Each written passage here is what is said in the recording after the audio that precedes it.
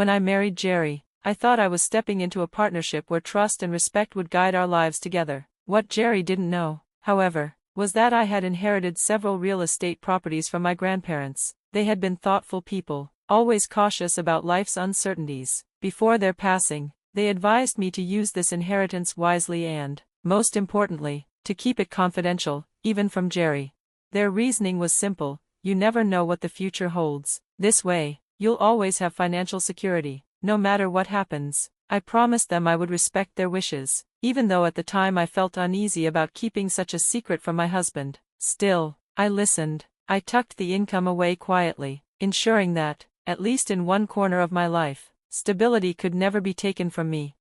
Regrettably, Jerry has always had a troubling way of viewing possessions and finances. Early in our marriage, I noticed subtle red flags. For instance, when my parents gave me a necklace for my birthday, Jerry suggested, without hesitation, that we pass it along as a gift to his mother, Kayla, so that he could appear generous. Another time, he tried to reallocate some money I had set aside for household repairs to fund a lavish dinner for his parents. When I confronted him, he dismissed me with irritation, as though my objections were an inconvenience. But the breaking point came recently. One quiet afternoon, while checking our accounts to plan out monthly expenses, I noticed something strange. $22,000 had been withdrawn. My chest tightened. I scrolled again and again, certain I must be misreading the screen. That account was designated for our joint living expenses: food, bills, maintenance, not luxury, not debt, and certainly not hidden withdrawals. I racked my brain, trying to remember if I had approved such a transfer. I hadn't. The conclusion was undeniable: Jerry had taken it. When I confronted him, he didn't even flinch. Sitting casually on the couch with his phone in hand, he shrugged and said, "Oh, that? Yeah, I lent it to Mom. She needed some help." His tone was so matter-of-fact, as though he were announcing that he'd picked up milk from the store. No apology, no hesitation, no discussion beforehand, just a quiet, almost smug certainty that he was entitled to do so. I stood frozen, stunned by his audacity. "Jerry, that was $22,000. You took it without asking me?" He frowned, irritated by my reaction. "She's my mother. Do I need permission to help her? You're overreacting. We'll be fine." His dismissiveness stung more than the missing money. I wasn't angry about helping his mother if she was truly in need, but the secrecy, the disrespect, and the lack of partnership, that I couldn't ignore.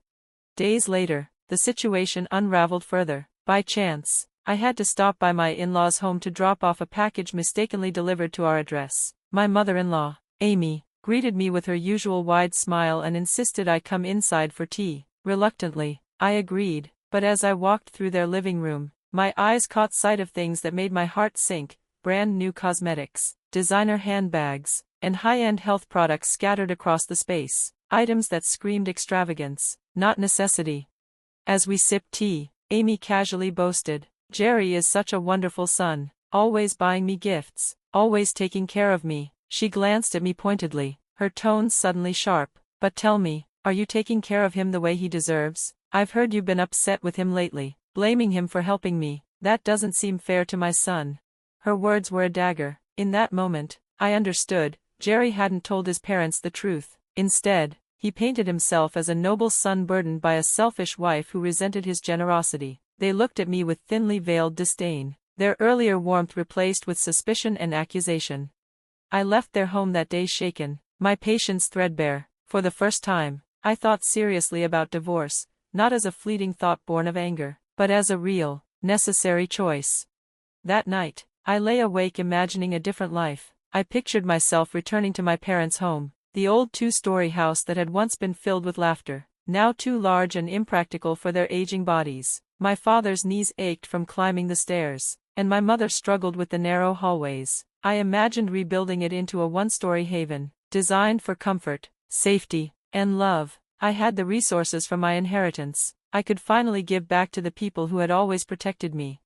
When I called my parents the next day, I braced for their reaction, but they weren't surprised at all when I mentioned divorce. In fact, my mother's voice carried a quiet strength. "We've seen how unhappy you've been. We just want you to be free, to live with peace."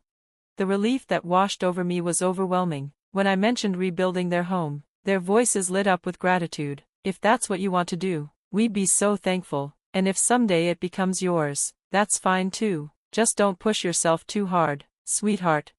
Their support anchored me. For the first time in months, I felt hopeful. But Jerry was not ready to let go. A week later, as I began planning the rebuild and speaking with a construction company, he confronted me angrily at our dining table. His fists slammed against the wood, rattling the glasses. "How dare you use our savings without telling me?" he thundered. I met his glare calmly. "The house is for my parents. They need a safe place to live." His face twisted in fury. "No, that house will be for my parents too. Don't forget, everything we own is shared. If you're building something, then my family has a right to it." He leaned closer, voice dripping with entitlement. "Better yet, just hand the house over to me. I'll decide who lives there." The audacity of his demand pushed me to my limit. For years, I had kept my inheritance hidden, just as my grandparents advised. But now, cornered and accused, I realized it was time to reveal the truth. "Jerry," I said, my voice steady, "I didn't use our shared savings. The rebuild is being paid entirely from my passive income, the properties my grandparents left me. I haven't touched a single dollar from what we earned together." His expression shifted from shock to disbelief, then to anger. I felt the weight of my broken promise to my grandparents, but also the sharp clarity that this secret was the only shield I had left. And in that moment, I knew, our marriage had reached its breaking point. I watched Jerry's reaction spiral into something darker. His face flushed crimson, his fists clenched, and his shoulders shook with fury. He pounded the table so hard that the glasses rattled, water sloshing dangerously close to the rim. "What a bad wife you are," he roared, "hiding the fact that you have an income, lying, deceiving me, protecting yourself while you waste my money. You've been playing games behind my back all this time, haven't you?" The venom in his words pierced me, but it also crystallized something inside. Trust, respect, shared purpose. These were supposed to be the foundations of marriage. But staring at Jerry now, flushed with rage, spitting accusations, I finally understood why my grandparents had warned me to keep my passive income secret. They must have sensed in him the very selfishness and greed I was only now fully seeing. Jerry leaned forward, his tone growing more arrogant with each word. "Listen carefully. That house, you're not giving it to your parents. I'll take it as alimony. Any house built while we're married is mine, too. I am the head of this family. If you defy me, I'll divorce you. Do you hear me?" I sat frozen, staring at the man I had once promised to share my life with. How could I have given him years of my love, my labor, my loyalty, only to be treated as disposable? The inheritance from my grandparents was never meant to be a weapon. I had envisioned it as a safety net for us, for him too, if life ever threw us into hardship. But now, I could no longer stomach the thought of using that money for a man who dismissed me, degraded me, and saw me only as a stepping stone to his own comfort. Fed up, I rose from the table without another word. My heart pounded as I packed an overnight bag and walked out the door. I needed air, space, clarity. That night, I checked into a modest business hotel, staring out at the city lights until exhaustion claimed me. When I returned the next morning, Jerry was waiting at the dining table, a sly grin stretching across his face. He slid a document across the surface like it was some grand prize he'd won. "Look at this," he sneered. "Divorce papers, already filled out. You're lying about that so-called passive income, aren't you? You only made it up to hide the fact you've been stealing from our joint savings."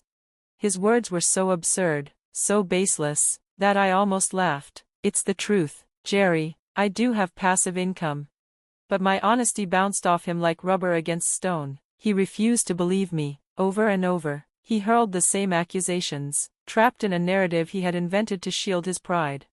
Finally, he thrust the papers into my hand, smirking as though victory were his. "You'll sign these soon enough, and when you're done, don't forget to let me know when we can move into that new house." He patted my shoulder mockingly, humming as he sauntered toward the door. "I'll be out for drinks."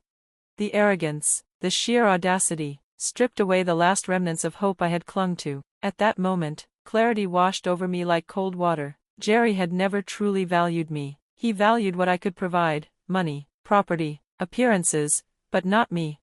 Without hesitation, I began packing. Every piece of clothing, every document, every reminder of a shared life, I boxed it up swiftly. Fueled by determination, I filled out the divorce papers myself that very night, sealing away the years I had wasted on a man who had never cherished me.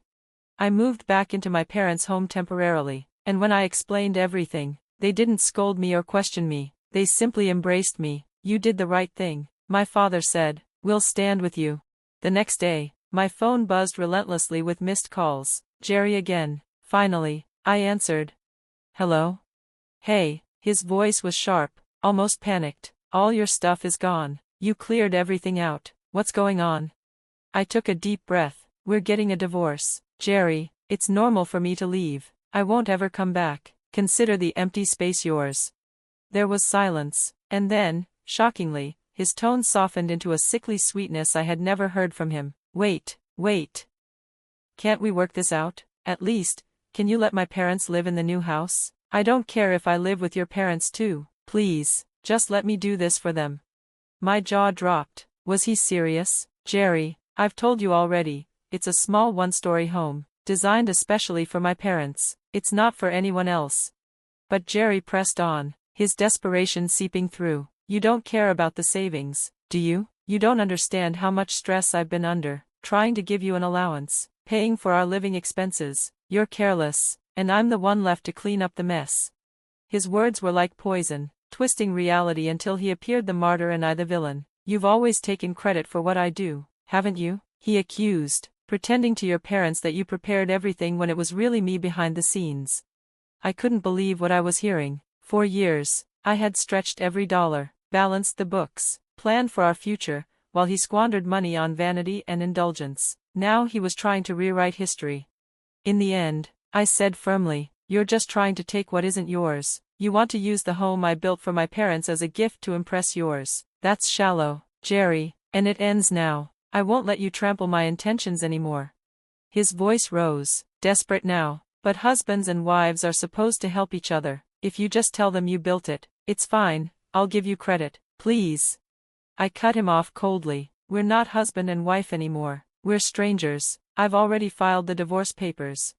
And I had. The very day Jerry smugly handed me those papers, I took them straight to the city office. It was he who had demanded divorce, and yet now he seemed stunned that I had followed through. Why are you so surprised? I asked when he called again later, his voice trembling. You're the one who wanted this. I didn't think you'd actually leave me, he stammered. Can't we start over? We can be better this time, I promise. Let's talk it out. I almost laughed at the absurdity. After all the threats, insults, lies, and betrayals, now he wanted to start over. No, that door was closed. No, thank you. Give my regards to your parents, I said cheerfully, and hung up. From then on, his messages grew frantic, his calls incessant. He begged, pleaded, even claimed to love me, but I knew it wasn't me he loved. It was the property, the fortune, the security he no longer had access to. I blocked his number, his emails, his parents' contact as well. Meanwhile, life moved forward for me. The house was completed, and my parents and I settled into it together, watching them smile as they moved freely through the safe, open spaces I had built filled me with a peace I hadn't felt in years. Not long after, I ran into a mutual friend, who updated me on Jerry's downfall. He had resigned from his job abruptly, boasting that he didn't need to work because he had real estate now. When he tried to take back his resignation, his company refused. They had uncovered his lies, his absences, his manipulations, and they cut ties with him for good. Now, Jerry lives with his parents, unemployed, struggling to piece together the life he so carelessly shattered. As for me, I've found something Jerry never gave me: peace, independence, and respect. My passive income is no longer a secret burden but a foundation for my family's comfort and my own new beginnings. Looking back, the pain of that marriage has transformed into strength. I survived, I rebuilt, and finally, I'm free.